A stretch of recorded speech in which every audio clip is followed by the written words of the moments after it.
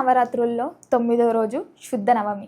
ఈరోజు విజయవాడలోని దుర్గాదేవి అమ్మవారిని స్వయంగా దుర్గాదేవిగా పూజలు అందుకుంటుంది.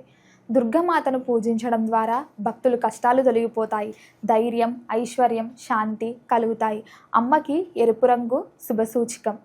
పూజని ఈ విధంగా సులభంగా ఇలా చేసుకోండి. పూజ స్థలాన్ని శుభ్రపరిచి దీపం వెలిగించడానికి సిద్ధం చేయండి. దుర్గాదేవి విగ్రహం లేదా చిత్రం లేదా కలశం ఏర్పాటు చేయాలి. పసుపు, కుంకుమ, అక్షంతలు, పూలు, పండ్లు, నైవేద్యం, కర్పూరం సిద్ధం చేసుకోవాలి. అమ్మకి ఎరుపు రంగు పుష్పాలంటే అత్యంత ప్రీతికరమైనవి. కలశం పెట్టే వాళ్ళు కలశం ఇలా సిద్ధం చేసుకోండి. ఒక రాగి పాత్ర తీసుకొని దాంట్లో శుభ్రమైన గంగాజలం, మామిడాకులు 5 లేదా 9 వేసి కలశం పైభాగంలో అమర్చాలి.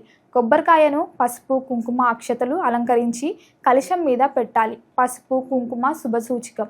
కర్పూరం, చందనం, లవంగాలు, యాలకులు శుభవాసన కోసం నీటిలో వేసుకోవచ్చు. బంగారం, ఉంగురం, వెండి సంపదకు సంకేతం. గంధం, చందనం పొడి పవిత్రకు సౌందర్యం. కలశాన్ని దేవి ముఖంగా భావించి పూజించాలి. కలశం పెట్టేటప్పుడు కలశ ప్రతిష్ఠత మంత్రాన్ని జపించడం ఉత్తమం. అమ్మకి నైవేద్యంగా చక్కెర లేదా బెల్లంతో చేసిన పాయసం, పులిహోర, కొబ్బరి లడ్డు, కొబ్బరి బూరలు, అరటి పండ్లను, జామ పండ్లను, బెల్లం అరిసెలను సమర్పించాలి. ఇలా ఈరోజు దుర్గాదేవిని పూజించండి. శుభ ఫలితాలు పొందండి. సర్వేజన సుఖినో భవంతు.